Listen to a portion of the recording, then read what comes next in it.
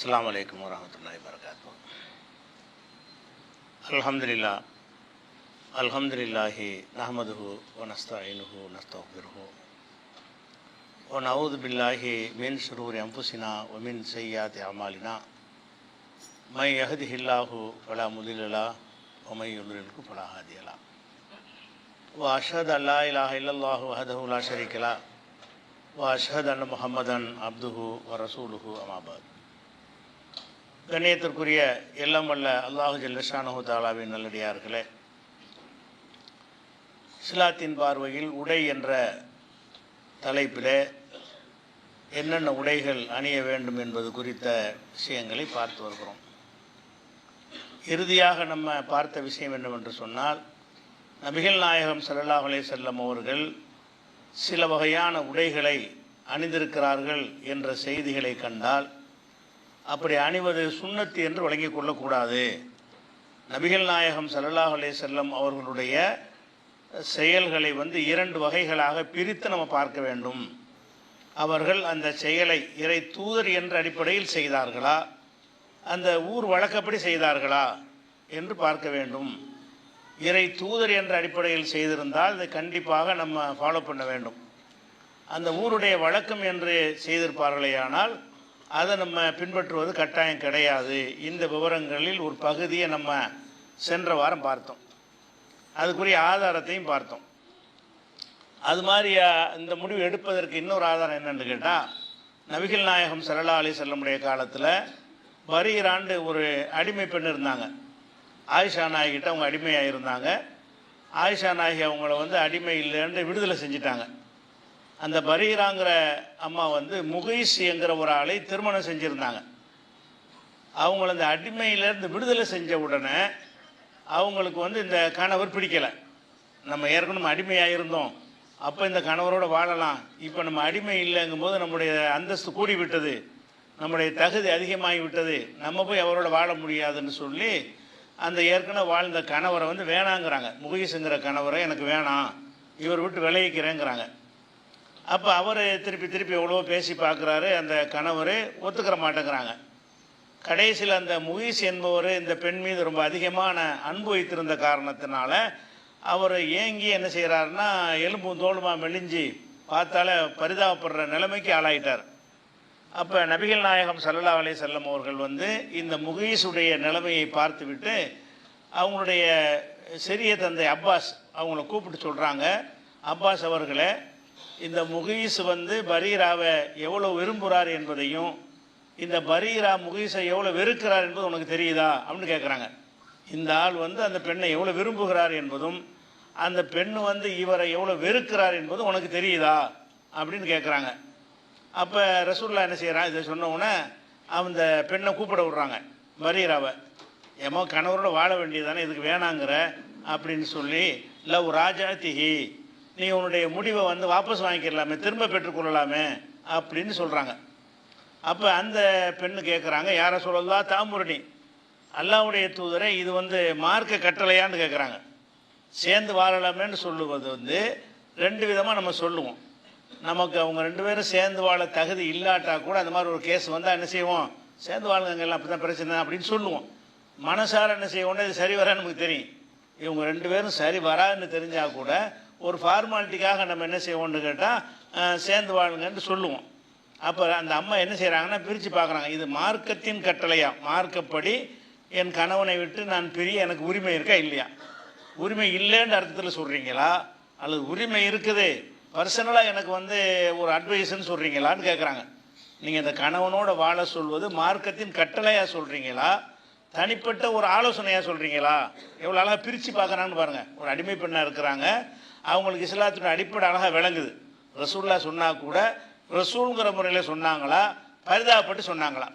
ரசூலுங்கிற முறையில் சொன்னால் சட்டமாயிரும். அப்படி சொல்லிட்டாங்கன்னா எந்த பெண்ணு அந்த கணவன் பிரியவே முடியாதுன்னு ஆயிரும். பிரிகிற உரிமை இருக்குது, அந்த அடிப்படையில் அந்த பெண்ணு பிரிகிறாங்க. இது சொன்னவொன்னு அவங்க என்ன செய்கிறாங்கன்னா, இப்போ கட்டளை ஏறுறீங்களா, யாரை சொல்லலாம் தாமுருணி, இது நீங்கள் மார்க்கத்தின் கட்டளையாக எனக்கு சொல்கிறீர்களான்னு அந்த அம்மா கேட்குறாங்க. அப்போ ரசூலுல்லாஹ் சொல்கிறாங்க, காலை இன்னமா ஆனால் அஷ்ஃபவ், கட்டளைலாம் இல்லை, சும்மா ஒரு பரிந்துரை, ஒரு ஆலோசனை தான், அவ்வளோதான். பாவமாக இருக்குது அதனால் சொல்கிறேன், உனக்கு பிரிகிற உரிமை இருக்குது, சட்டப்படி கணவன் பிடிக்கலைன்னா பிரிந்து கொள்கிற உரிமை இருக்கிறது. ஆனால் அந்த கணவன் படக்கூடிய அந்த வேதனையை பார்த்து விட்டு நான் உனக்கு ஆலோசனை சொல்கிறேன் அப்படிங்கிறாங்க. அப்போ அந்த அம்மா என்ன செய்ட்டாங்க, ஹாஜத்தலி ஃபீஹி, எனக்கு ஒரு வேணான்ட்டாங்க. அப்போ அல்லாஹ்வுடைய ரசூல் வந்து சேர்ந்துக்கங்கிறாங்க, இந்த அம்மா மாட்டேங்கிறாங்க. அப்போ ரசூலை மீறின குற்றம் வருமா? கண்டனத்துக்கு கண்டிச்சாங்களா ரசூல்லா? எதனால் அவங்க மீறினாங்கன்னு கேட்டால், ரசூலுங்கிற முறையில் அந்த கட்டளையை சொல்லலை. அவங்க இறக்கப்பட்டு பரிதாபப்பட்டு என்ன செய்வாங்க, சில விஷயங்களை சொல்லுவாங்க. மார்க்கத்தில் வந்து அனுமதி இருந்தால் கூட கொஞ்சம் விட்டு கொடுத்து போகலாமே, செய்யலாமே அப்படிங்கிற மாதிரி சொன்ன ஒரு யோசனை தான். அப்போ ரசூல் ஸல்லல்லாஹு அலைஹி வஸல்லம் இந்த புகாரில் 5283வது ஹதீஸ் வந்து இது ஆழமாக நீங்கள் சிந்திச்சிங்கன்னா இஸ்லாத்தின் அடிப்படை நமக்கு நல்லா விளக்குது. நபி ஸல்லல்லாஹு அலைஹி வஸல்லம் தனிப்பட்ட விருப்பமாக இருந்தால் அது மார்க்கமாகாது. அல்லாஹ்வுடைய வஹி அடிப்படையில் அவங்க சொன்னால் தான் மார்க்கமாகும். அவங்க தனிப்பட்ட விருப்பமாக தான் சொன்னாங்க. வரிகராட்டை வந்து நீ கொஞ்சம் சேர்ந்து வாழலாமே, வாபஸ் வாங்கிக்க அப்படின்றது மார்க்க கட்டளையாக சொல்லலைன்னு ரசூலுல்லாஹ் சொல்லிவிட்டாங்க. மார்க்க அந்த அம்மாவுக்கு சந்தேகம் வந்து தான் கேட்குறாங்க, இது மார்க்கத்தின் கட்டளை என்று சொல்கிறீர்களா அல்லது ஏதாவது ரெக்கமெண்ட் பண்ணுறீங்களா அப்படின்னு கேட்குறாங்க. அப்போ ரசூலுல்லாஹ் என்ன செய்கிறாங்க, இல்லை மார்க்க கட்டளைலாம் கிடையாது, மார்க்கப்படி உனக்கு அந்த ரைட் இருக்கிறது, நான் பரிந்துரை தான் செய்கிறேன். அப்போ அந்த அம்மா என்ன சொல்லிட்டாங்கன்னா, எனக்கு தேவையில்லைன்ட்டாங்க. தேவையில்லை என்ற காரணத்தினால் ரசூலுடைய கட்டளை மீறினாங்களே இவங்க. ரசூலுங்கிற முறையில் அவங்க எந்த கட்டளையும் போடவும் இல்லை, அவங்க மீறவும் இல்லை. அப்போ இதில் நம்ம விளங்குற விஷயம் என்னன்னு கேட்டால், நபிகள் நாயகம் ஸல்லல்லாஹு அலைஹி வஸல்லமுடைய எல்லா விதமான சொல்லு செயல்கள் எல்லாத்தையும் நம்ம எப்படி பகுத்து பார்க்கணும்னு கேட்டால், வஹீல் செய்தவை, வஹீல் செய்யாதவை. அதெல்லாம் 40 வயசுக்கு முந்தைய ரசூலுல்லாஹ் எவ்வளோ செஞ்சுருப்பாங்களா, அது பின்பற்றமா? ரசூல் ஸல்லல்லாஹு அலைஹி வஸல்லம் 40 வயசுக்கு முன்னாடி எவ்வளோ என்னென்னமோ செஞ்சாங்கன்னு வரலாறுல படிப்பீங்க. அதெல்லாம் இந்த காலம் வாங்கி இந்த காலம் விட்டுற வேண்டியதான். ஏன்? அப்போ வஹி வரல, இறை தூதருங்கிற மட்டும் அவங்க செய்யலை. 40 வயசு வரைக்கும் வந்து அல்லாஹ்விலிருந்து வஹி வரல, அவங்க தூதராக இருக்கவில்லை. 40 வயசு வரைக்கும் அவங்க என்ன செஞ்சாங்கன்னு உங்களுக்கு தகவல் வந்தாலும் சரி, அதுக்கு மார்க்கத்துக்கு சம்மந்தம் கிடையாது. அது வந்து அவங்க தனிப்பட்ட விருப்பங்கள் இருக்கும்போல அப்படி தான் அவங்க நடந்து கொண்டார்கள். அப்போ ரசூலுல்லாஹ்வுடைய 40 வயசுக்கு முந்தின வாழ்க்கையை நம்ம பின்பற்ற வேண்டிய அவசியம் இல்லைன்னு எதுக்காக சொல்கிறோம்? அது வஹீயின் அடிப்படையிலான வாழ்க்கை இல்லை. 40லேருந்து 63 வயசு வரைக்கும் உள்ள வாழ்க்கை தான் வஹி அடிப்படையிலான வாழ்க்கை. அதில் கூட நம்ம பல விஷயங்களை பார்க்கலாம். இப்போ ரசூல் ஸல்லல்லாஹு அலைஹி வஸல்லம் அவர்கள் சில உணவுகளை விரும்பி சாப்பிடுவாங்க. உங்களுக்கு சில உணவுகள் விருப்பமானதாக இருக்கும். ஒரு குடும்பத்திலே அண்ணனுக்கு பிடிக்கிற உணவு தம்பிக்கு பிடிக்காது, பாப்பாவுக்கு பிடிக்கிற உணவு அம்மாவுக்கு பிடிக்காது. அப்போ உணவுகள் வந்து ஒவ்வொருத்தருக்கும் ஒரு விருப்பம் இருக்கிற மாதிரி ரசூல் ஸல்லல்லாஹு அலைஹி வஸல்லத்துக்கு ஒரு உணவு பிடிச்சிருக்கும். அப்படி ஒரு ஹதீஸை பார்த்தோன்னு வைங்க, இந்த உணவை சாப்பிடு சுன்னத்துன்றக்கூடாது. அவங்களுக்கு பிடிச்சிருக்கு சாப்பிட்ருக்குறாங்க. மனிதர் என்ற ஒரு வகையில் அது பிடிக்கிறது வராது. பிடிக்கிறதெல்லாம் வகையிலெல்லாம் வராது. அல்லாட்டிருந்து அறிவிப்பு வந்து நீ ஒரு சுரக்காய் விரும்ப வேண்டும் அப்படின்னு ஆர்டர்லாம் வராது. இயல்புகளே அல்லாஹ் ஒவ்வொருத்தருக்கும் ஒவ்வொரு விதமான தன்மைகளை படைத்திருக்கிறான். அந்தந்த தன்மைக்கு தகுந்தவாறு சில உணவுகள், சில உடைகள், சில பொருள்கள், சில விஷயங்களை அவங்க வந்து விரும்புவார்கள். விரும்பினார்கள் நம்ம எப்படி எடுத்துக்கொள்ளணும்? அது பர்சனலான விருப்பம், தனிப்பட்ட விருப்பம்னு எடுத்துக்கொள்ளணும். அப்போ உணவுகளை சில உணவு சாப்பிட்டாங்கன்னு வந்தால் அதை என்ன செய்யக்கூடாது, வகின்னு சொல்லக்கூடாது. அதே மாதிரி சில சில மேனரிசம் சிலருக்கு மனிதர்களுக்கு சில பேசும் அப்படி சொல்லிட்டு பேசுவாங்க. இப்படி பல மாதிரியான அவங்களுடைய ஒரு தன்மைகள்லாம் இருக்கும். இந்த மாதிரி ரசூலுல்லாஹ் சில செஞ்சாங்கன்னு வருதுன்னு அது மார்க்கமா? அது மார்க்கம் கிடையாது. ஒருத்தர் நான் பேசும்போது கை இப்படிங்கிறோம், இப்படி செய்தார்கள், நீங்கள் இப்படி செய்யணும் அவசியம் கிடையாது. அது வந்து பேசும்போது ஒருத்தர் இப்படி பேசுவார், ஒருத்தர் அப்படி பேசுவார். அவர் பேசும்போது உடல் மொழிகள் இருக்குல்ல, இந்த உடல் மொழி மேனரிசம் இதுகளெல்லாம் வந்து ஒவ்வொரு மனிதருக்கும் ஒரு விதமாக இருக்கும். பேசும்போது தலையத்தில் ஆடிட்டு சிலர் பேசுவாங்க, அப்படி 2 மணிக்கு பேசுவாங்க, அப்படி பல விதங்களில் பேசுவார்கள். அப்போ ரசூலுல்லாஹ் பேசின விஷயங்கள் நீங்கள் கேள்விப்படுறீங்க, ஒரு விதமாக பேசினார்கள், பாடி லாங்குவேஜ் இப்படி இருந்துச்சுன்னு வந்தால் அதே லாங்குவேஜ் உங்களுக்கு கொண்டு வர இயலாது. பாடி லாங்குவேஜுங்கிறது அவரவருக்கு ஒரு ஸ்டைல் இருக்கும். இது மார்க்கத்தினால வர்றது கிடையாது. அவங்க நபி ஆகிறதுக்கு முந்தையும் அப்படி தான் பேசியிருப்பாங்க. இந்த 40 வயதில் எப்படி பேசுகிறாங்களோ அப்படி தான் நபி ஆகிறதுக்கு முந்தின பேச்சுக்களை அந்த மாதிரி தான் பேசியிருப்பாங்க. அவங்களுடைய அந்த பாடி லாங்குவேஜெல்லாம் ஒரே மாதிரி தான் இருக்கும். அப்போ அதுகள்லாம் சுன்னத்தை நம்ம என்ன செய்யக்கூடாது, சொல்லிடக்கூடாது. அதே மாதிரி ரசூல் ஸல்லல்லாஹு அலைஹி வஸல்லம் வந்து மோதிரம் அணிந்தார்கள்னு வரும், வெள்ளி மோதிரம் அணிந்தார்கள், அணியலாண்டு வருமே தவிர சுண்ணத்துக்க முடியுமா? அப்படி சொல்லக்கூடிய மார்க்கறிஞர்கள்லாம் இருக்கிறாங்க. வெள்ளி மோதிரம் போடுவது சுண்ணத்து, அது ஒரு ட்ரெஸ்ஸு தானே, ஒரு ஆடை ஆபரணங்கள் உள்ளது தானே. அந்த காலத்தில் வெள்ளி மோதிரம் ரசூலில் மட்டுமா போட்டாங்க? எல்லோரும் போட்டாங்க, காபிர்கள்லாம் போட்டாங்க. வெள்ளியில் அந்த காலத்தில் வெள்ளி கிடைத்தது. வெள்ளியும் தங்கமும் ஒரு நெருக்கமான மதிப்பு உள்ளதாக இருந்துச்சு. இப்போ வெள்ளி யாரும் போட மாட்டாங்க, தங்கம் தான் மதிப்பு உள்ளதுன்னு இன்றைக்கி வந்து மாறிடுச்சு. அன்றைக்கி தங்கம் வெள்ளியெல்லாம் ஏறக்குறைய நெருக்கமான மதிப்புடையதாக இருந்ததுனால அப்போ வெள்ளியிலையும் என்ன செய்வாங்க, சகஜமாக மோதிரங்களை காபிர்களும் போடுவாங்க. அப்போ காபிர்களும் மோதிரம் போடுவாங்க, ரசூல்லாம் போடுவாங்கன்னு. அப்போ என்ன அர்த்தம்? அதுக்கு ரசூலுங்கிற முறையில் அது போட்டது இல்லை. ரசூலுங்கா போட்டதில்லை. அதெல்லாம் அந்த செய்யக்கூடாது, சொல்லக்கூடாது. அது மாதிரி ரசூல்லா வந்து செருப்பு அணிந்தார்கள்னா அந்த செருப்புக்கு 2 வாரம் இருக்கும்னு இருக்கும். நம்ம 2 வாரம் உள்ள செருப்பு அந்த காலத்து முறைக்கு அவங்க தயாரித்ததுக்கு இந்த 2 வாரம் இருந்தால் தான் அந்த காலில் செட்டாக உட்காரும்னு தயாரிச்சிருப்பாங்க. நம்ம அந்த அதிசை பார்த்துவிட்டு 2 வாரம் உள்ள செருப்பு தாங்கன்னு சொல்லிட்டு இருக்க முடியுமா? அந்த காலத்தில் அவர் ரசூல்லா அணிந்தார். செருப்பு அணிதல் வந்து மார்க்கத்தில் உள்ளது, அது சொல்லியிருக்கிறாங்க. ஆனால் இந்த மாதிரி தான் அந்த செருப்பு இருக்க வேண்டும். தோளாலான செருப்பை போட்டார்கள், தோல்லாம் பொண்ணு அர்த்தமா?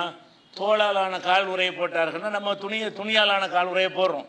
ரசூல்லா வந்து காலுரை அணிந்தார்கள் வருதுல, அந்த காலுரை எல்லாம் என்ன லெதரில் உள்ளது தான், குளிருக்காக போடுவாங்க. அப்போ நம்ம இன்னைக்கு என்ன செய்கிறோம், சாதாரண துணியில் உள்ள கம்பளியில் உள்ள சாக்ஸை போடுகிறோம். அப்போ இதெல்லாம் வந்துக்கிட்டு என்ன சுண்ணத்துக்கு மாற்றம் கிடையாது. தோளில் தான் அணியணும்னு கிடைக்க, தோளில் கிடைச்சா போட்டுக்கிறங்க, அதுதான் போடும். அதான் சுண்ணத்துக்கு சவாப் இருக்குன்னு நினைக்கக்கூடாது.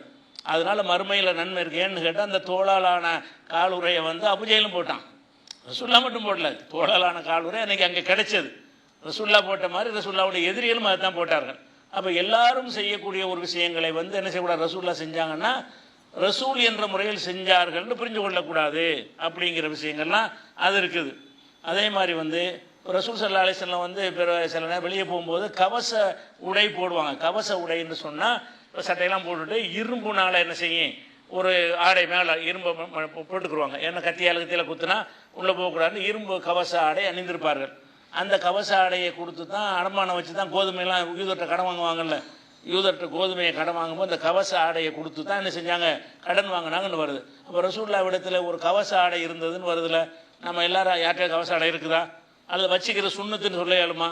ஒவ்வொருத்தரும் வீட்டில் ஒரு கவச ஆடை இரும்பு ஆடை வைத்துக் கொள்ளுங்கள்னு அந்த காலத்தில் தேவை வச்சாங்க, அந்த காலத்தில் தேவையில்லை. அந்த காலத்தில் உயிர் பயமான காலம், எல்லார்ட்டையும் அது இருக்கும். போருக்கு போக வேண்டிய நிலையிலையும் வச்சுருப்பாங்க, சாதாரண நிலையிலையும் வச்சுருப்பாங்க. அது பாதுகாப்புக்குரிய ஒரு காலமாக இருந்ததுனால அதை பயன்படுத்தினாங்க. ரசூல்லா மட்டும் பயன்படுத்தலை. இந்த கவச ஆடைகளில் பல கவச ஆடைகள் போர்க்களத்தில் எதிரிகள்கிட்ட கைப்பற்றின ஆடையாக இருக்குது. அவங்கள்ட்ட கைப்பற்றி நம்ம அணிஞ்சிக்கிட்டோம். அப்போ அவர்களும் போட்டிருக்கிறார்கள் கவச ஆடை. அப்போ கவச ஆடை போட்டார்கள் என்ன செய்யக்கூடாது, அது செய்ய முடியாது. அதே மாதிரி ரசூல் ஸல்லல்லாஹு அலைஹி வஸல்லம் அவர்கள் இந்த தலையணை பெட்டெலாம் இருக்குல்ல, தலையணை போடுற நம்ம பஞ்சில் போடுவோம். பஞ்சுங்கிறது கொஞ்சம் இந்த காலத்தில் சாதாரண விஷயமா போச்சு. அந்த காலத்தில் பஞ்சில் தலைவணை செய்கிறது கொஞ்சம் காசு கூட. அந்த காலம் செய்வான காசை கொடுத்து பஞ்சுக்கு பஞ்சுன்னா சிரமப்பட்டு கொண்டு வரணும். இப்போ உள்ள மாதிரி அதே மாதிரி உற்பத்தி கிடையாது. அங்கே பஞ்சு பருத்தி மரங்கள் அதெல்லாம் கிடையாதுங்க. எங்கேருந்து எகிப்துலேருந்து இங்கேருந்து கொண்டு வருவாங்க.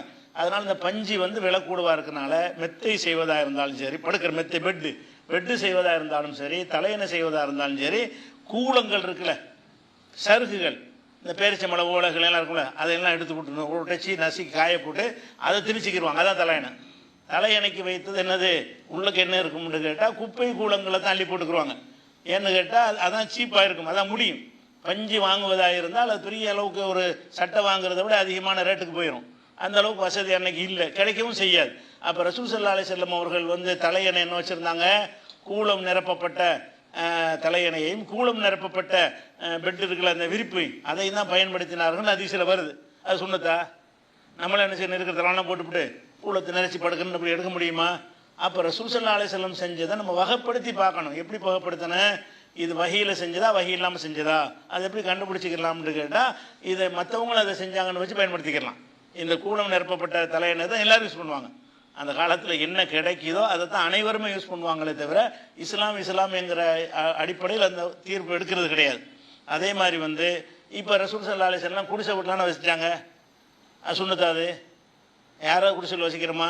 நல்லா காசு இருந்தால் அதுக்கு தகுந்த மாதிரி கட்டிட்டு போயிடுறோம். ஆனால் ரசூல் ஸல்லல்லாஹு அலைஹி வஸல்லம் குடிசையில் தான் வசித்தார்கள் என்பதை பெருமையாக பயான் பண்ணுவோம், சொல்லுவோம். அதெல்லாம் அவங்களுடைய வறுமைக்கு எளிமைக்கு ஒரு உதாரணமாக காட்டி கொண்டாலும் அது ஃபாலோ பண்ணுற விஷயமா? அந்த காலத்தில் அந்த சிமெண்ட்டு இதெல்லாம் இல்லை, சீப்பா இல்லை செஞ்சாங்க. இந்த காலத்தில் இருந்தால் அப்புறம் மனுஷன் வர போட்டாவது நினைஞ்சிருப்பாங்க, ரசூல்லா கட்டியிருப்பாங்களா இல்லையா? அப்போ ரசூல் ஸல்லல்லாஹு அலைஹி வஸல்லம் அவர்கள் குடிசை வீட்டில் வசித்தார்கள் என்பது அன்றைக்கு இருந்து அவங்களுடைய பொருளாதார வசதிக்கு ஏற்ற ஒரு முடிவு. அவங்கள்ட்ட காசு இருந்த காசுக்கு என்ன செய்ய முடியுமோ அதை செய்து கொண்டார்கள். அப்போ குடிசையில் வசித்தார்கள் என்கிறத கொண்டாந்து காட்டி குடிசையில் வசிப்பது சுன்னத்து, எல்லாரும் பங்களா விட்டு வெளியே போங்கன்னு சொல்ல முடியுமா? சொல்ல முடியாது. ரசூல் அந்த காலத்தில் வாழ்ந்தாங்கன்னு சொன்னால் அதை இந்த காங்கிரீட்டில் போட்டு ஒரு சின்ன ஆடம்பரம் மாதிரி இல்லாட்டா கூட ஒரு பக்காவான ஒரு வீட்டில் தான் வசிப்பாங்க. அந்தந்த காலத்தில் என்ன கிடைக்கிறதோ அதை தான் எல்லாரும் பயன்படுத்திக்கிடுவாங்க. அப்படிப்பட்ட ஒரு விஷயத்தை பார்க்குறோம். அதே மாதிரி வந்து ரசூல்லா அந்த கோதுமையில் ரொட்டி சாப்பிடுவாங்கல்ல, இந்த கோதுமையில் வந்து ரெண்டு கோதுமை இருக்கிறது. தோலோடு உள்ள ஒரு கோதுமை, அது நெல் மாதிரி உள்ளது. தோல் நீக்கப்பட்ட ஒரு கோதுமை, அரிசி மாதிரி உள்ளது. நமக்கு கடையில் விற்கிற கோதுமையில் அரிசி மாதிரி தோலை நீக்கிடுவாங்க, அதுக்கு மேலே ஒரு தோல் கவர் பண்ணியிருக்கும், தோல் கோதுமையும்பாங்க. அப்போ இந்த தோல் கோதுமையை தான் அரைச்சி ரசூலுல்லாஹ் ரொட்டியாக சாப்பிடுவாங்க. அப்போ நெல்லையே அரைச்சி சாப்பிட்ற மாதிரி, அரிசியை அரைச்சி சாப்பிட்டா அந்த மாவு எப்படி இருக்கும், நெல்லையே போட்டு அரைச்சா அந்த மாவு எப்படி இருக்கும், அதில் உமியெல்லாம் ஜாஸ்தியாக இருக்கும், அது வந்து திங்க முடியும், உள்ள கொஞ்சம் இறங்காது. ஆனால் ரசூல் ஸல்லல்லாஹு செய்கிறாங்கன்னா இது விலை கூட. அதாவது தீட்டப்பட்ட கோதுமை வந்து 100 ரூபான்னு சொன்னால் உதாரணத்துக்காக வேண்டி, தீட்டப்படாத கோதுமை வந்து 50 ரூபாய்க்கு கிடைக்கும். விலை கம்மிங்கிற என்ன செய்வாங்கன்னா அந்த கோதுமையை வாங்கி அதை அரைச்சி அதிலிருந்து மாவை எடுத்து அதை உருட்டியாக ரொட்டி சுட்டு சாப்பிடுவாங்கன்னு வருது. தீட்டப்படாத கோதுமையில் தான் சாப்பிட்டார்கள். அப்போ நம்ம என்ன பட்டு மாதிரி கோதுமை வாங்கி சாப்பிட்டுட்டு இருக்கிறோம், அதெல்லாம் செய்யக்கூடாது. தீட்டப்படாத கோதுமையில் அரைச்சி கொண்டு வாங்கினா உள்ளே இறங்குவா, நமக்கு இறங்காது. அப்போ நம்ம அதை சுண்ணத்துன்னு நினச்சிடக்கூடாது. என்ன செய்யணும், ரசூலுல்லாஹ் தான் சாப்பிட்டார்கள், நம்மளும் தீட்டப்படாத கோதுமையை தேடி போய் செய்யணும் அப்படின்னு வழங்கக்கூடாது. அதெல்லாம் வந்து வசதிக்கு தகுந்தவாறு செய்கிற காரியங்கள், கிடைத்ததற்கு தகுந்தவாறு வாழ்ந்த வாழ்க்கை, அல்ல அந்த சமுதாயத்தில் உள்ள வழக்கத்தின்படி உள்ள விஷயங்கள் எல்லாமே வந்து வஹீல வராது. அது இறை தூதராக இல்லாட்டுன்னு சொல்ல அப்படி தான் வாழ்ந்திருப்பாங்க. நபியாவே ஆக்கப்படலைன்னு வைங்க, அவங்க இப்படி தான் வாழ்ந்திருப்பாங்க. நபி ஆக்கப்படலாம் இருக்கிற காசுக்கு வாழ்வதாக இருந்தால் அப்படி தான் வாழ்ந்திருப்பாங்க. அந்த மாதிரியான ஒரு விஷயம் இருக்குது. அதே மாதிரி வந்து அந்த அத்தர் பூசுவாங்க ரசூலுல்லாஹ்னு ஒரு அத்தர் சுண்ணத்தெல்லாம் பயான் பண்ணுற ஆட்கள்லாம் இருக்கிறாங்க. அத்தருங்கிற ஒரு மனுஷன் நறுமணத்தை விரும்புவான், எல்லாரும் விரும்புவார்கள். அந்த மாதிரி ரசூலுல்லாஹ் விரும்பி அத்தர் போட்டாங்களே தவிர அத்தருங்கிற ரசூலுல்லாஹ் மட்டுமா போட்டாங்க, உலகத்து யாரும் போடாமல் இருந்து ரசூலுல்லாஹ் பயான் பண்ண பிறகு எல்லாரும் அத்தர் வாங்க ஆரம்பித்தாங்களா? ஏற்கனவே அந்த அத்தரை ஒன்று விற்கிறானே, அவனே போட போய் தானே ஒன்று விற்கிறான். அத்தர் வந்து காபிர்கள் வந்து சந்தையில் ஒன்று விற்கிறான்னு சொன்னால் என்ன அர்த்தம்? அத்தர் போடுற ஒரு வழக்கம் காபிர்கள்ட்ட இருந்திருக்கிறது, சமுதாயத்தில் இருந்திருக்கிறது. அது நம்ம நறுமணமாக இருக்கட்டுமே, நம்ம பக்கத்தில் இருக்கிறவங்களுக்கு ஒரு அருவருப்பு வந்துடக்கூடாது, அதுக்காக ஒரு வாசமாக இருக்கட்டுமேங்கிறதுக்காக வேண்டி அத்தரை போடுறாங்கல்ல. அத்தர் போடுவது சுண்ணத்து. பள்ளிவாசல் உட்காந்து அத்தரை தலை தள்ளி விட்டு காசு வாங்குவாங்க பிறனா அன்னைக்கு. இதுக்கு என்ன சுண்ணத்துன்னு நினச்சிக்கிட்டு சரி நறுமணமாக இருக்கிறதுக்கு போட்டு போங்க, அது ஒரு சுண்ணத்து, அதுக்கு சவாபு கிடைக்குன்னு நினைக்கக்கூடாது. அத்தர் போட்டிங்கன்னா நறுமணமாக இருக்க அனுமதிக்கப்பட்ட ஒரு குற்றம் கிடையாது. நீங்கள் அத்தர் போடலாம், வகை வகையான என்ன சென்ட் வேண்டாலும் போடுங்க. ரசூலுல்லாஹ் அத்தர் போட்ட காரணத்தினால் அது ஒரு சுண்ணத்து, எல்லாரும் அத்தர் போடுங்கன்னு சொல்லக்கூடாது. விரும்பினா அத்தர் போடுவார். சில பேருக்கு இந்த நறுமணமாக பிடிக்காமல் இருப்பாங்க, இயல்புலைய அலர்ஜி இருக்கு. எத்தனை பேருக்கு நறுமணங்கள் அலர்ஜி இருக்குமே, அவங்க என்ன செய்வாங்க? அதனால் இந்த அத்தர் போட்டாங்கன்னு வரக்கூடியலாம் எப்படி எடுத்துக்கிறேன்னு, அத்தர் போட்டாங்கன்னு எல்லாத்தையும் எப்படி நீங்கள் சிந்திக்கணும்னா ரசூலுல்லாஹ் மட்டும்தான் போட்டாங்களா காஃபிரும் போட்டாங்கன்னு பாருங்கள், தெரிஞ்சு போயிடும் உங்களுக்கு. இந்த அத்தரை வந்து ரசூலுல்லாஹ் மட்டும் போட்டாங்களா காஃபிரும் போட்டாங்களா, நபியான பிறகு தான் போட்டாங்களா, அதுக்கு முந்தியும் போட்டாங்களா? இதுதான் அளவுகோல். நபியாவுக்கு முந்தையே போட்டாங்கன்னா இதுக்கு நபிக்கு எதுக்கு சம்மந்தம் இல்லை. காஃபிரும் போட்டான்னு சொன்னால் வஹிக்கு எதுக்கு சம்மந்தம் இல்லை. அந்த ஊரில் அந்த அத்தர் இருந்திருக்கு, பயன்படுத்தி இருக்கிறாங்க அப்படிங்கிற மாதிரி உள்ள ஒரு விஷயத்தை பார்க்குறோம். அதே மாதிரி அந்த ரத்தம் குத்தி எடுப்பாங்க, ரத்தம் அதிகமாக இருந்தால் அதனால சில நோய்கள் வரும்னு என்ன செய்வாங்கன்னா ஹிஜாமாண்டு ஒரு ஓடு மாதிரி வச்சு மண்டையிலேருந்து ரத்தத்தை உறிஞ்சி எடுப்பாங்க, எக்ஸ்ட்ரா உள்ள ரத்தத்தை. அது ஒரு வைத்திய முறையாக அந்த மக்கள் செய்வாங்க. இது ரசூலுல்லாஹ் கண்டுபிடிச்ச முறை இல்லை, அரபுகள்கிட்ட இருந்த ஒரு வழக்கம். இஸ்லாத்தை ஏற்றுக்கொள்ளாத அரபுகளும் செஞ்சார்கள், இஸ்லாத்தை ஏற்றுக்கொண்ட பிறகும் ரசூலுல்லாஹ் அதை தொடர்ந்தார்கள். அவங்களும் இந்த ஹிஜாமத்துங்கிற செய்வாங்க. ஹிஜாமா நபி வழி மருத்துவம்னு ஒரு கூட்டம் கிளம்பிட்டானுவோம். அது ரத்தம் குத்தி வாங்குற வைத்தியம் ஒன்று. ஏன் நபி வழிங்கிற அது ஒரு வைத்தியம், அந்த காலத்து வைத்திய முறை. அது வந்து நன்மை தரும்னா இப்பவும் செய்யலாம்.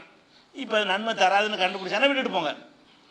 ரசூலுல்லாஹ் செஞ்சதுன்னே இல்லை, நபியாக ஆன பிறகு அல்லாஹ்விலிருந்து வஹி வந்து முகமதே நீ ரத்தம் குத்தி ஹிஜாமா செய்யணும் அப்படின்னு ஆர்டர் வந்துச்சா? அதுலேருந்து அவங்கள்ட்ட இருந்துக்கிடுச்சு, அந்த ஊரில் ஒரு வழக்கம் இருந்துச்சு, எல்லாரும் செய்கிற மாதிரி ரசூலுல்லாஹ் செஞ்சாங்க. இப்படி தான் இதுகளெல்லாம் எடுத்துக்கொள்ளணும். அதே மாதிரி வந்து ரசூல் ஸல்லல்லாஹு அலைஹி வஸல்லம் வந்து உஹது போரில் கடுமையாக காயப்படுத்தப்பட்ட நம்ம தெரிஞ்சு வச்சுருக்கிறோம். மௌத்தாயிருவாங்கங்கிற அளவுக்கு காயம், வெட்டுப்பட்டு ரத்தம் வட்டிஞ்சு மூர்ச்சையாகி இதோட ஆள் போயிட்டாருங்கிற அளவுக்கு எதிரிகள்லாம் போர்க்களத்தில் பேசுகிறாங்க. அந்த அளவுக்கு கஷ்டமான பிறகு அந்த மதீனாவுல உஹது போர் நடக்குது, ஃபாத்திமாவும் ஒடியாந்துடுறாங்க, மகள்லாம் வந்துடுறாங்க. மகள் என்ன செய்கிறாங்கன்னு கேட்டால் அங்கே ரத்தம் ஓடுறதை பார்த்துட்டு அந்த பேரிச்ச மரத்தினுடைய பாய் இருக்குல்ல, பேரிச்சம் ஓலையில் செய்யப்பட்ட பாய், அந்த பாயை ஒன்று எடுத்து எரித்து சாம்பலாக ஆக்கி அந்த சாம்பலை ரத்தத்தில் வச்சு கட்டுறாங்க. ரத்தம் ஓடுதில்ல அந்த இடத்துல எதுக்காக கட்டுறாங்கன்னு கேட்டால் ரத்த கசிவை நிப்பாட்டும். அந்த காலத்து முறை என்னன்னு கேட்டால் ரத்தம் போய்கிட்டே இருந்துச்சுன்னா நாலு செத்து போகிறாங்க, சாம்பலை வச்சா ரத்தம் நின்றும் அப்படிங்கிற ஒரு முறை அந்த காலத்தில் இருந்தது. இப்போ நாங்கள்லாம் சின்ன பிள்ளை இப்படி செய்வாங்க, எங்கள் வீட்டில் நாங்கள்லாம் கூட செஞ்சுருக்கோம். சின்ன பிள்ளையில் ரத்தம் வந்துட்டால் சாம்பலை வைக்குவாங்க. அந்த சாம்பல் எதுக்குன்னா ரத்த ஓட்டத்தை வந்து நிப்பாட்டும் என்பதற்கு செஞ்சிட்டு இருக்கிறாங்க. இதை வந்து ரசூலுல்லாஹ் வந்து வஹீலா செஞ்சாங்க, வஹீல செய்யலை. ரசூலுல்லாஹ் சொல்ல முந்தையே ஃபாத்திமா செய்கிறாங்க. ஊரில் வழக்கமாக இருந்திருக்கு. இந்த ரத்தத்தை பார்த்த உடனே அந்த ஊரில் இது ஒரு வழக்கமாக இருந்திருக்கிறது, அந்த பகுதியில் இது ஒரு வழக்கமாக இருந்திருக்குது. அப்போ நம்ம இன்னைக்கு ஆக்சிடென்ட் ஆகிட்டான்னு வைங்க, உடனே சாம்பல் பூசினா என்ன ஆகும்? இன்னைக்கு வைக்காதங்கிறான், இன்ஃபெக்ஷன் ஆயிருங்கிறான். அன்னைக்கு வந்து இன்ஃபெக்ஷனை விட முக்கியம் ரத்தம் போய் ஆள் செத்துறக்கூடாது. முன்ன பின்ன ஏதாவது பிரச்சனை வந்தாலும் பரவாயில்லை, ரத்தம் ஓடிட்டு இருந்தால் ஆள் போயிடுவாங்களே, அதுக்காக வேண்டி அன்னைக்கு அது தேவையாக இருந்துச்சு. இன்னைக்கு வந்து இப்போ என்ன சொல்கிறாங்கன்னா உயிரை ரத்தத்தை இப்போவும் நிப்பாட்டும், சாம்பலை பூசினா ரத்தம் நிப்பாட்டிடும், ஆனால் அதில் வந்து இன்ஃபெக்ஷன் ஆயிரும், சில தீய விளைவுகள் ஏற்பட்டு புண்ணுகன்னு அந்த மாதிரி சில சைடு எஃபெக்ட்கள் ஏற்படுங்கிறதுனால தவிர்க்க சொல்கிறாங்க. அப்படி தவிர்த்துருங்க. ரசூல்லா அது வகையில் செய்யலையில். அப்போ ரசூல்லாவுக்கு காயம் ஏற்பட்டு ஆப்ரேஷன் பண்ணும்போது என்ன செய்யணும்? ஒரு மூட்டை சாம்பலையும் எடுத்துகிட்டு போயிடணும். அப்படியா? ஆப்ரேஷன் அப்போ ஒரு ஆஸ்பத்திரி சேர்த்தா என்ன செய்யணும்? சாம்பலையும் கொண்டு போயிடணும். அறுத்து முடிச்சோன்னா சாம்பலை பூசுங்க அப்படி சொல்லுவோமா யாராவது? அப்படி விளங்கக்கூடாது, மார்க்கத்தை அப்படி விளங்கக்கூடாது. அதாவது சாம்பல் பூசினது வந்து ரத்தத்தை நிப்பாட்டுவதற்குரியது அந்த காலத்து மருத்துவ முறை. அந்த காலத்தில் செஞ்சது ஓகே, இந்த காலத்தில் செய்யக்கூடாது. ரசூல்லா செஞ்சால் கூட என்ன செய்யக்கூடாது? அதை விட சிறந்த முறை இருக்கும்போது, இன்ஃபெக்ஷன் இல்லாமல் அந்த ரத்தத்தை கட்டுப்படுத்தக்கூடிய மருந்துகள் வந்திருக்கும் பொழுது இன்ஃபெக்ஷனோட உள்ள இதை எதுக்கு நம்ம செய்யணும்? எது சிறந்ததோ அதுதானே தேர்ந்தெடுத்துக்கிறேன்னு. ரெண்டு காரியம் முன்னாடி இருக்குமே, ஆனால் எது சிறந்ததாக இருக்கிறோ அதை செய்யணும், எதில் கேடு கம்மியாக இருக்கிறதோ அதை தேர்ந்தெடுத்துக்கொள்ளணும். அந்த அடிப்படையில் அது ஒரு விஷயத்தை பார்க்குறோம். அதே மாதிரி ரசூல் ஸல்லல்லாஹு அலைஹி வஸல்லம் சில நேரங்களில் கைத்தறி வச்சுருப்பாங்க. சில அஜர்த்து அதுக்குன்னு கைத்தறி, அவன் நல்ல திடகாத்திரமாக இருப்பார், அஜர்த்து கைத்தறி வச்சுருப்பார். கைத்தறி எதுக்கு உள்ளது? ஏழாவது போது ஊண்டி கொள்வதற்குரியது. கைத்தறிங்கிற எதுக்குன்னு கேட்டால் வயசாகிட்டால் பேலன்ஸு கம்மியாயிரும். ஒரு 50-60க்கு மேலே போயிட்டா எல்லாருக்கும் இல்லை, சில ஆட்களுக்கு ஸ்டடியாக உள்ளவங்க 70-80 வரைக்கும் கோடு உண்டாமல் நடக்கிற ஆட்களும் இருக்கிறார்கள். சில ஆட்களுக்கு என்ன செய்யணும்னா பேலன்ஸ் தவறி போயிடும். 50-60க்கு வந்துட்டாங்கன்னா தவறி போயிடும். அப்போ என்ன செய்வாங்கன்னா ஒரு கைத்தறி சேர்ந்தால் 3 கால் மாதிரி தானே, 2 காலோட ப்ளஸ் கைத்தறி சேர்த்தா 3 காலாக போயிடும். 3 காலுக்கு பேலன்ஸ் கூட, 2 கால்னா பேலன்ஸ் விழுந்துடும் கீழே. அப்போ அதுக்காக வேண்டி ரசூல்லா என்ன செய்வாங்கன்னா சில நேரங்கள் வெளியே போகும்போது கைத்தறி வச்சுட்டு போனாங்கன்னு வருது. கைத்தறி சுன்னத்தா? உனக்கு தேவைன்னா வைங்க, உங்களுக்கு இந்த கைத்தறி ஊன்ற ஒரு வயசு வந்துருச்சு, பேலன்ஸ் இல்லை, ஒன்று வச்சுட்டு போங்க, நல்ல ஸ்டடியாக இருக்கு. ஏன்னா சுண்ணத்துன்னு சொல்லி வச்சுக்கலாம், தப்பு தானே அது. ரசூல்லா மட்டும் வைக்கலையே கைத்தறி, எல்லாரும் தானே வச்சாங்க. அந்த காலத்தில் யாருக்கெல்லாம் வந்து நடக்க இந்த நம்ம நாட்டில் எல்லாரும் காஃபியர்கள்லாம் கைத்தறி வச்சுக்கிறாங்களே, ரசூல்லா வச்சா வைக்கிறாங்க. இன்றைக்கு நம்ம நாட்டில் எத்தனை முஸ்லீம் இல்லாத மக்கள் கைத்தறி வச்சுருக்காங்க, வயசான ஆட்கள்லாம் ஹதீஸை படிச்சுட்டு வச்சுருக்காங்க. அது மனிதனுடைய இயல்பில் உள்ளது. அது நடக்க முடியலைன்னா பேலன்ஸ் போன்ற தேவைத்தான் செய்வான். அது அந்த காலத்தில் ஸ்பெஷலாக தயாரிக்கிறாங்க கைத்தறிலையே, 4 கால் உள்ளது, 3 டவர் மாதிரி பல விதங்களை தயாரிக்கிறாங்க. காரணம் என்ன? வயசாகிட்டா கைத்தறி வந்து வைக்கிறது என்பது சுபாவத்தில் உள்ளது, மனிதனுடைய இயல்பில் உள்ளதே தவிர அது வகையின் மூலமாக கற்றுக்கொள்ளக்கூடிய ஒரு விஷயம் கிடையாது. அந்த மாதிரிலாம் வச்சுக்கணும். அதே மாதிரி வந்து ஈட்டி வச்சு ரசூல்லா வெளியே போனாங்கன்னா சொல்லலாம் ஈட்டியோடு தான் போவாங்க. ஈட்டியை கையில் எதுக்குன்னு கேட்டால் எதிரி வந்துட்டானா எப்போவுமே கேர்ஃபுல்லாக இருக்கணுமா இல்லையா? எப்போவும் எதிரிகள் அதிகமாக சம்பாரிச்சு வச்சுருந்தாங்க, ஈட்டியை கொண்டுட்டு போனாங்க. நம்ம ஈட்டியை கொண்டு போகலாமா? இப்போ தேவைன்னா போகலாம், இப்போ தேவை இப்போ இல்லை. அப்போ ரசூல்லா ஈட்டி வச்சாருனா ஈட்டி வைக்கிற சுண்ணத்து அது மாதிரிலாம் சொல்லக்கூடாது.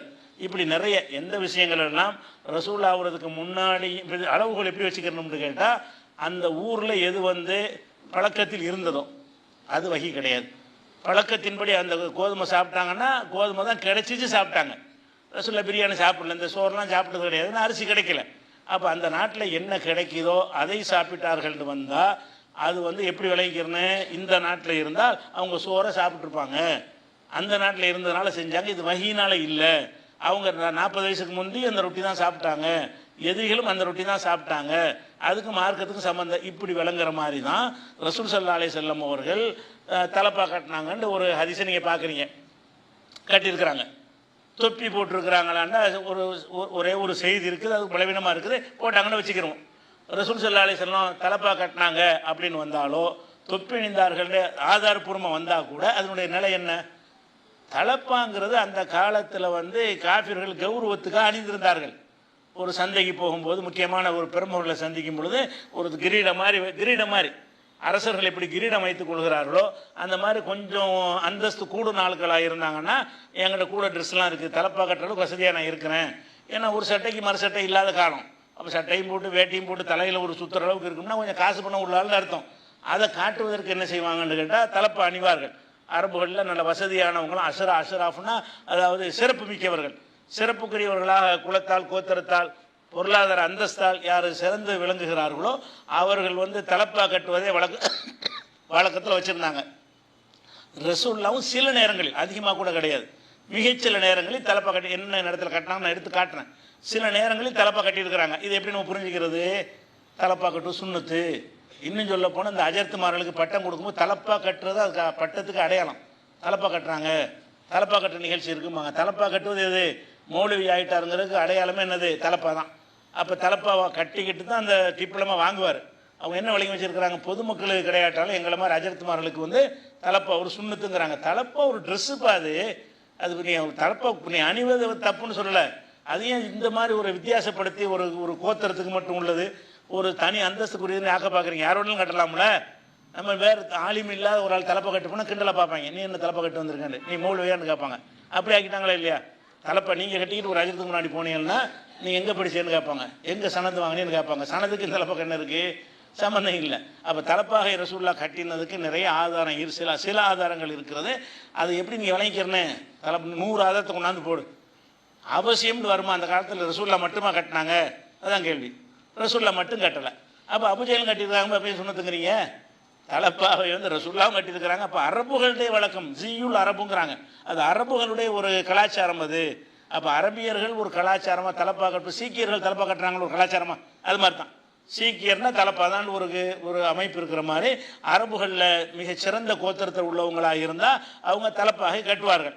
அப்போ தலப்பா கட்டினார்கள்ன்ற ஹதீஸ்களெல்லாம் பார்த்துட்டு என்ன செய்யக்கூடாது? தலப்பா சுன்னத்து. தொப்பி போட்டார்கள், தொப்பி போடலை, அதுக்குரிய ஆதாரம் தனியாக நான் காட்டுறேன். முதல்ல இந்த பேசிக்கை நம்ம அளமை விளைவிக்கணும். இஸ்லாத்தின் அடிப்படை ரொம்ப முக்கியம். இந்த அடிப்படை விளங்காத காரணத்தினால தான் எதை பார்த்தாலும் சுன்னத்துங்கிறது, மார்க்கத்துக்கு சம்பந்தம் இல்லாதெல்லாம் மார்க்கம்னு சொல்வது. அதனால தான் எக்கச்சக்கமான குழப்பங்கள் சமுதாயத்தில் ஏற்பட்டிருக்கிறது. அதனால ரசூல் ஸல்லல்லாஹு அலைஹி வஸல்லம் அவர்கள் தலப்பா கட்டின செய்தி நான் இன்ஷா அல்லாஹ் அடுத்தடுத்த வாரங்களில் எடுத்து காட்டுவோம், தொப்பியும் காட்டுவோம். அது எப்படி விளைவிக்கிறேன்னு கட்டினார்கள்னு ஒரு இன்ஃபர்மேஷனாக எடுத்துக்கொள்ளணுமே தவிர அது ஒரு மார்க்கத்தினுடைய வழிமுறை சுன்னத்துன்னு எடுத்துக்கொள்ளக்கூடாது. ரசூல்லா தலப்பா கட்டினாங்கன்னு வந்தாலும் நீங்கள் விரும்பினா கட்டிக்கலாம், யார் வேணாலும் கட்டிக்கலாம். கட்டுறாலும் நம்ம குறை சொல்லக்கூடாது, கட்டாமல் இருக்கலாம். அப்போ கட்டுவதனால் உனக்கு நன்மை கூட, தலப்பா கட்டி தொழுதால் தொழுகிற நன்மை கூட, தலப்பா கட்டாமல் தொழுதால் நன்மை கம்மி, அப்படி சொல்லலாமான்னு சொல்லக்கூடாது. தலையை மறைக்கணுங்கிற விஷயம் கூட ரசூல்லா சில நேரங்கள் தலையை மறைச்சிருக்கிறாங்க. அதிகமான நேரத்தில் தலையை மறைக்காமல் திறந்த நிலையில் தான் மக்கள் மத்தியில் நடமாடி இருக்கிறார்கள். அதுக்குரிய சான்றுகள்லாம் இன்ஷாஅல்லாஹ் உங்களுக்கு வரிசையாக அடுத்தடுத்து சொல்லுங்கள். இப்போதைக்கு பேசிக் மட்டும்தான். என்ன பேசிக் என்றால், நபிகள் நாயகம் ஸல்லல்லாஹு அலைஹி வஸல்லமுடைய சொல்லு செயல் எல்லாத்தையுமே நம்ம இரண்டாக பிரித்து பார்க்கணும். அவங்க அல்லாஹ்வுடைய ரசூல் என்பதற்கு தான் நம்ம பின்பற்றுறோம். ரசூலுங்கிற முறையில் செஞ்சதை தான் பின்பற்றணும். ரசூல் என்கிற முறையில் உள்ளதுக்கெல்லாம் மற்றக்கெல்லாம் ஒரு ஜோக்கு சொன்னால் ஒருத்தர் சிரிக்கிறாருன்னு வைங்க, ரசூலில் சிரித்தாங்க, அதுக்கு நம்ம சிரிக்கணும் வச்சுமா? நமக்கு சிரிப்பு வந்தால் தான் சிரிப்போம். ஒரு ஜோக்கு சொன்னோம்னா இவ்வளோ பேரில் 2 பேரும் சிரிப்பாங்க. அது மாதிரி ரசூல்லா நினைச்சிருப்பாங்க, ஏதோ ஒருத்தர் ஜோக்கு சொல்லியிருப்பார், சிரிச்சிருப்பாங்க. இதை கேட்டு ரசூல்லா சிரித்தார்கள். நீங்கள் எனக்கு சிரிப்பு வந்தால் தானே சிரிப்பேன். அது ரசூல்லாவுக்கு சிரிப்பு வந்ததுக்கு சிரிச்சிருக்கிறாங்க. உங்களுக்கு சொல்லும்போது சிரிப்பு வரலான்னு போய் சிரிப்பிய. இதெல்லாம் வந்து இயல்புல உள்ளது. இயல்பாக சிலது பிடிக்கும், சில பிடிக்க. இதெல்லாம் போட்டு மார்க்கமாக்கி என்ன செய்கிறாங்க? ஒரு குழப்பி தெளிவற்ற நிலையில் இருக்கிற ஒரு காட்சியை பார்க்கணும். கூடுதலான விவரங்கள் இன்ஷா அல்லாஹ் நம்ம அடுத்தடுத்த வாரங்களில் பார்க்கலாம். அஸ்ஸலாமு அலைக்கும்.